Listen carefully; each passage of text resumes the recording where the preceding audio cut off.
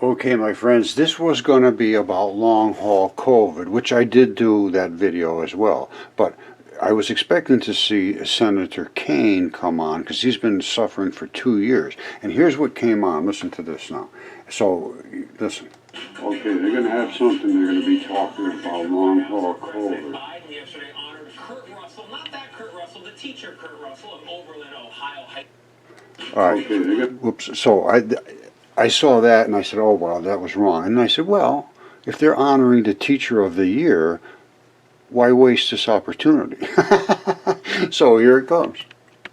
Okay, my friends, this is kind of interesting. This is the Teacher of the Year. Now listen to this.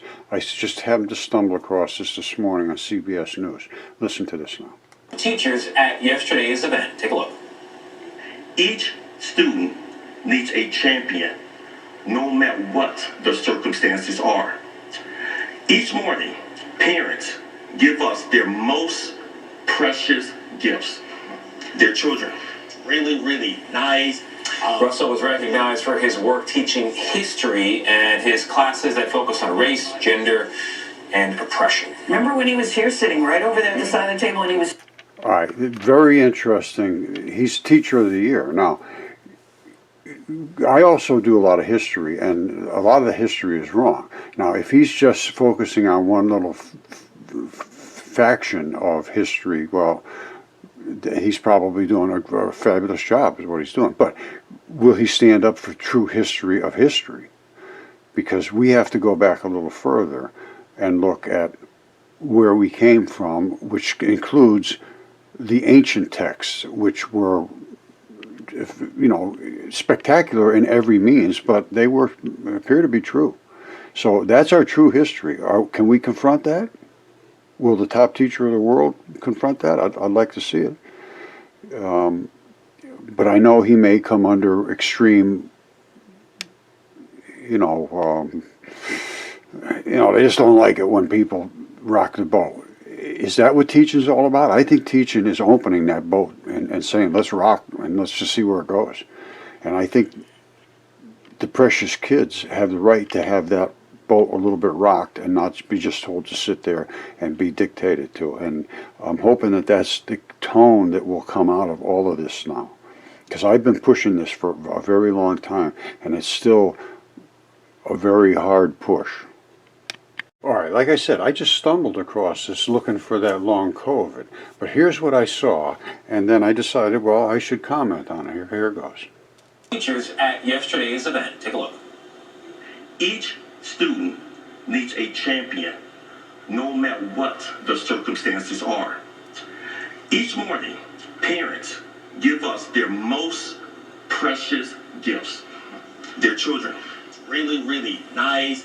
Russell was recognized for his work teaching history and his classes that focus on race, gender. All right, he focuses on a lot of the things that have been covered up in history, which relates to a lot of the problems we have now because of attitudes related to that time when race was a real serious issue, and it still is because it hasn't been addressed properly. And when you don't address things, they just fester. So I need to get my research addressed because my research covers us way back in history. And he's a history guy. He's the Teacher of the Year. I'm hoping this will work out well. I'd like to see it. This is what I'm referring to. These were DNA tests I had done 7 years ago.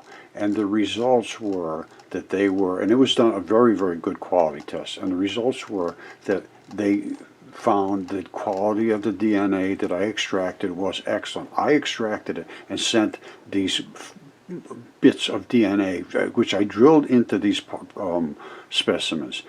Excellent quality DNA sequence obtained for this 36-inch tip and the lung. The lung is, hold on. It's around here somewhere. Here we go. This is the lung. This is a left human lung.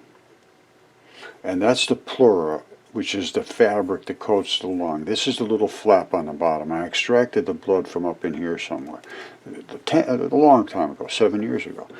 And anybody that's an anatomist understands what that is. And it's flat as a pancake because these things drowned in that great flood that was recorded about, excuse me, everywhere in history.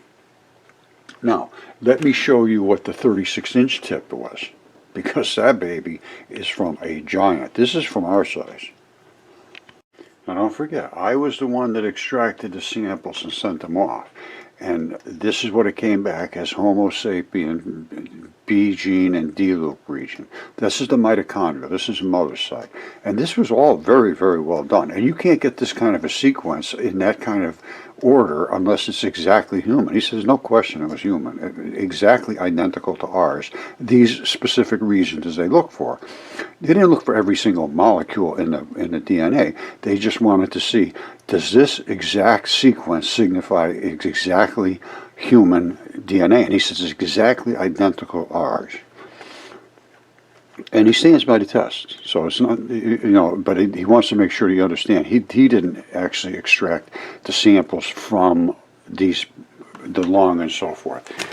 Oh, I was the one that did the extraction, but I did it very well, and I did it with all the very correct procedures and deeply inside, not just swabbed off the surface. Obviously, that's not correct. No. So that's the DNA. Let me show you the 36-inch tip, which that's why I say the giants were of biblical proportions. And when they talked about being grasshoppers in the sight of these giants, they were not kidding. Now don't forget, excellent quality DNA from this 36-inch tip. It's approximately 36 inches, something, approximately the length of the tip. This is the fingernail. It's a little bit eroded, but not bad. Now, I did get DNA out of this, so I had to break off a piece on the side here, right at the edge of the fingernail. And I just popped it with like a little sledgehammer, and it just popped right off because it's basically skin. I'll show you that in a second. And it's grip skin, they call it. Now, this is the pad that goes between finger bones, so that they rock on this pad. This is the blood supply that fed right up underneath here. And the fingerprints are still on the piece that I knocked off of there. Then I went inside here and drilled a hole down inside to get blood out of an artery. So that's why it was dense and excellent quality. Now remember I said the fingerprints were still there, and there they are right there. This is where it came right off of the side of the fingernail, and very close. If you look at your fingers, the same thing. Right near your fingernail, it starts with the finger prints, which are what they call ridges, finger ridges. And there they are. These are the ridges of the fingerprints, and they're just starting to take off. And they have sweat pores in them. See the sweat pores? See the sweat pores? This is literally like a slab that was almost like Velcroed. I mean, it's just like I show here. When I smacked it, it just popped right off. I was thinking I was really going to have to whale it, and I did give it a whack and just popped right off, because it's a layer of skin that is a different style of tissue than the lower tissue. And they have a membrane in between of everything. Wherever there's a membrane, things separate. That's why they all separate on these membranes. That's what's, like even the bones, the same thing on the bones. There's a membrane that literally in your body says, if I'm a bone, I don't want to be mixed in with the flesh. Right? So I have to have a membrane that says, I'm a bone. I got a lot of calcium, I got a lot of this and that kind of chemistry here. The flesh is all red blood and nasty old stuff. I don't want it in here. I have some blood in here, yes, but not what they've got out there. They're using all kind of different chemistry. Same thing with the lung. And then the lung has to expand and contract. So your lungs are doing this all day long. That's why there's so much fabric on the lungs. You see that, how dense that fabric is? Way different than the fabric that's on skin and so forth. This is a really rubber. All right, so you can see that my finger thumb is about the same width as the one single ridge on a fingerprint. This thing was over 150 feet tall. Because it's anatomically, I think it was exactly identical to what it was if it was a human, as far as I can tell. Because I have another one here, also was on this DNA test. Let me show you the hand from that one. It's smaller, but not. It's still pretty big. The hand is 3 feet or more wide. All right, this one here is a bed sheet, so I think it's about 3 feet, 3.5 feet wide, something like that. It's a left hand, up to about here. All right, now the pad of the bumper pad that runs around your hand is right there, exactly like this. And then you have a tendon that runs down, your thumb goes off that way. This silvery part is the grip skin. Remember I showed you the grip skin from the other one? Some people call it friction skin, same thing. But it's like painted right on top of the regular flesh. And that little thing there, that's the cleave right in it between your, when you crunch your hand up like this, it makes a cleave right in there. And this is the same thing here, where the bumper pad, you have a tendon running down right in the center of your hand, if you do have it. Well, you know, if you have a hand. And this one here runs this way, the bumper around this way. And everybody has a tendon that has a hand. I mean, it's just the way it works. And there's some more grip skin over here, but that's the stuff that peels off. Just like I told you, I hit it with a hammer on the other one, it just popped right off because it's basically just velcroed on. Now this is my channel, and this is right here. I just did this a couple days ago, or a day ago. Giants were real, DNA proven, specimens exist. That's the hand. I show the fingertip, I show the DNA reports, I show the CAT scans, because there was CAT scans done on some stuff too. I had 7 CAT scans done, 3 DNA reports. It's real. Okay, so here we come back to the question of the moment, is honoring America's top teacher. Is a teacher just supposed to say, do what I tell you, because we are the experts, regardless of you have information that changes what we're saying? Now, if that's the way it is, that's not teaching to me. Now, I expect someone to step up and say, well, you know, what is teaching? I have found teaching is not learning. Teaching is repeating. It's not learning what is it that makes this thing work correctly. It's saying, here's what it is, and if you just repeat that, you're educated. And I don't go along with that. So let's see whether the top teacher will stand up. Kurt Russell. I'd love to see somebody contact him, contact the White House, contact whoever you can. Talk to your own professors and see what they say about this. And if they come down on you for speaking up, then we have a real issue. And that has been exactly what I have found. And I mean, they come down hard. So people are scared to death to speak up. And I understand that. I have nothing really to lose.